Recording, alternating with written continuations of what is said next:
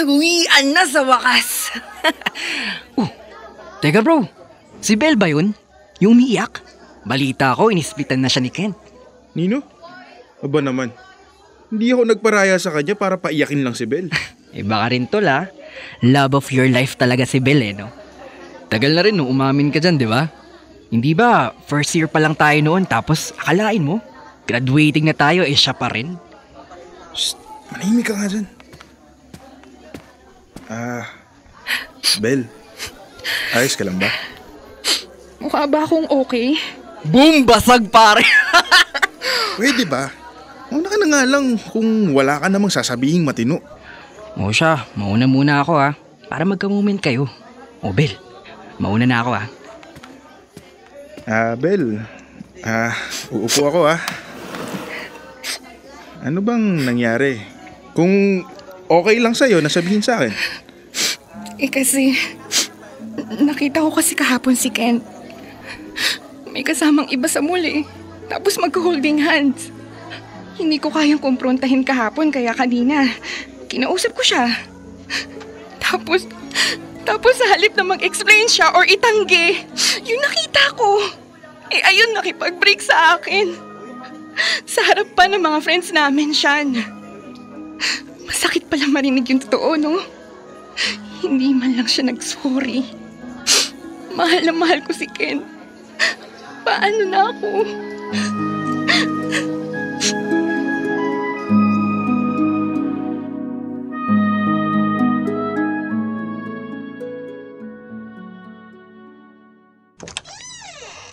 Ano po, ma? Hay, kawan ka ng Diyos. Tuloy kayo.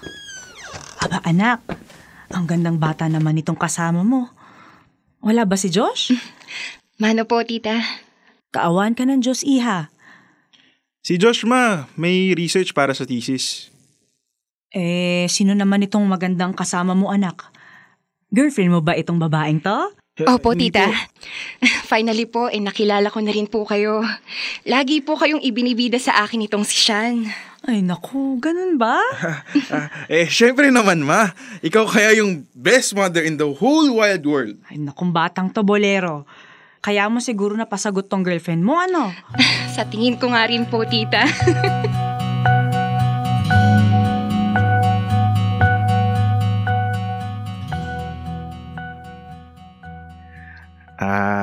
Belle. Tungkol kanina. Yung tungkol sa ating dalawa. Totoo ba yun?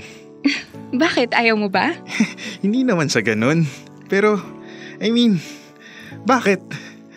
Di ba wala pang 3 buwan mula nung mag-break up kayo ni Kent? Hindi ako naniniwala sa 3-month rule. Basta ang alam ko, gusto na kita. At malaki ang pasasalamat ko sa'yo. Kaya okay na ako ngayon. Ikaw, hindi mo ba ako gusto? Gusto. Matagal na nga eh. At sa tingin ko nga, mahal na kita.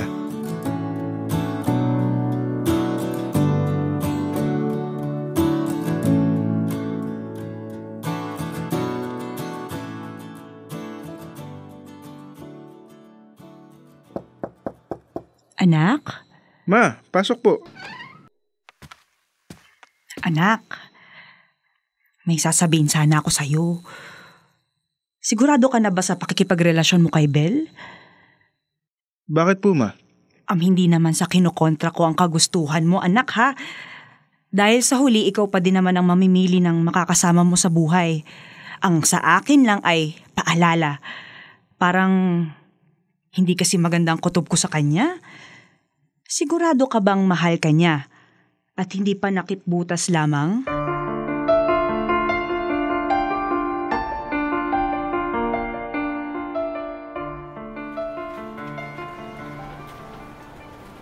Pre, maghapon kang tahimik sa trabaho ah. Kung hindi ka pa tinawag ni boss hindi ko mararamdamang pumasok ka pala. May problema na naman ba kayo ni Belle? Ewan ko ba, Josh? Ako ba yung may problema o siya? Palagi kaming nagtatalo. Kasi napansin ko na madalas na nagkakasama yung si Belle at saka yung ex niyang si Kent. Alam mo naman na bago maging kami, naging sila, di ba? Oh, ano namang sinabi sa'yo ni Bel tungkol dyan sa issue mo? Sabi niya, nagkakataon lang daw na nandun si Kent kapag nagkakayayaan sila ni na Kuya Brian.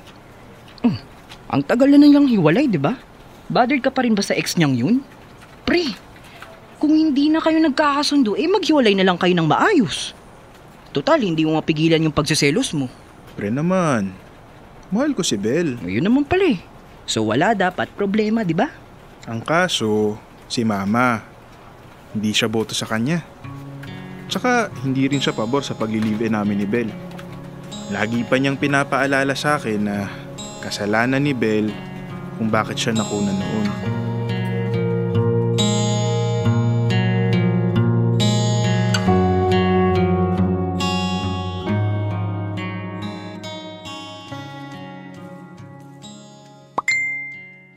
Love, malilate ako ng uwi ha.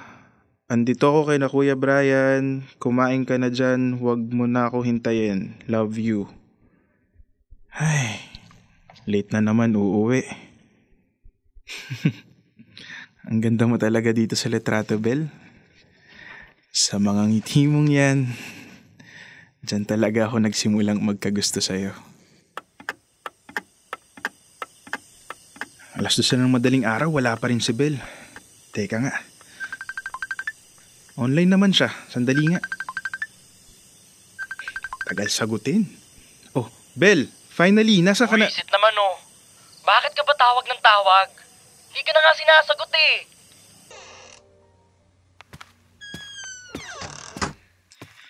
Saan ka galing? Pwede ba, Sean? Huwag ngayon, pagod ako. Ang sabi ko, saan ka galing? My gosh, Sean!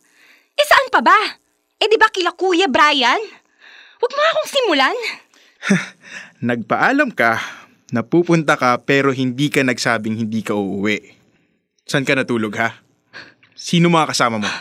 Shut up, Sean. Huwag mo akong paandaran ng insecurities mo kay Kent, pwede ba? Let me sleep. Masakit ang ulo ko kaya wag mo nang dagdagan pa. Pagod. Pagod ka. Masakit ang ulo. Akala mo ba hindi ko alam na habang ako nag-aalala rito, ikaw nagpapakasarap kasama ng ex mo? Anong pinagsasabi mo, Sean? Nahihibang ka na ba? Kung ano-ano nang pumapasok sa kukote mo eh. Sandali nga. Aray, ano ba, Sean? Bitawan mo ako, nasasaktan ako. Ano to? Ha? Hindi ba ikaw tong natutulog na nakahubad katabi ni Kent? Sean, let me explain. Love, it's not what you think. Not what I think? Bel, 2 taon. 2 taon mo akong niloloko. Bakit? Sean, sorry. I'm so sorry, Sean. Mahal kita, love. Pero mas mahal ko talaga siya eh.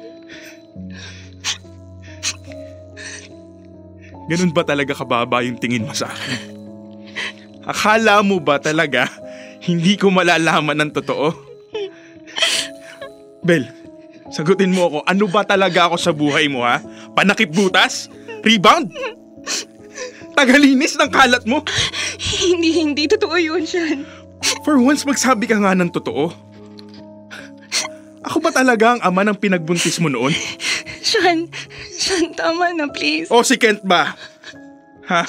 Si Kent ba? Mula noon hanggang ngayon, si Kent pa rin? Nagkamali ako. Patawarin mo ko, Sean. Hindi ko sinasadya. Naguguluhan na ako.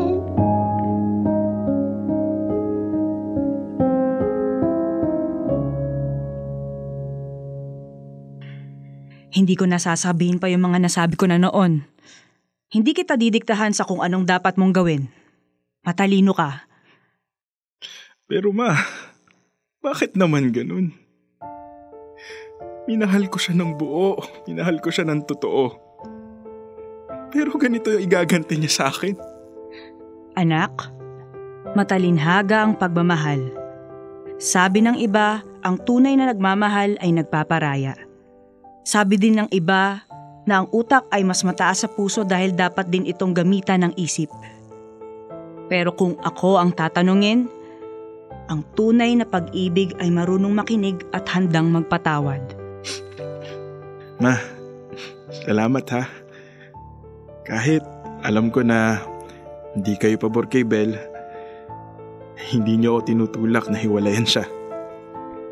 Bagkus pa nga, binibigyan niyo ng linaw ang aking isipan.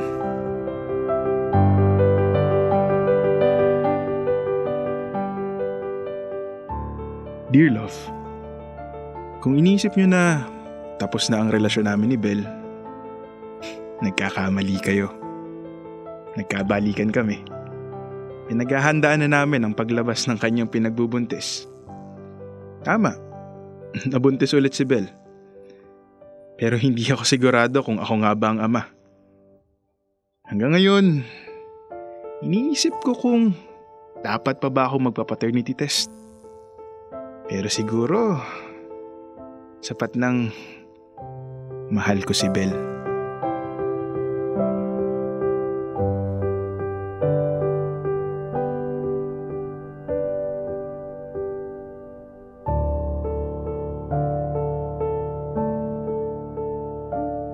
Kailangan pa bang i-memorize yan?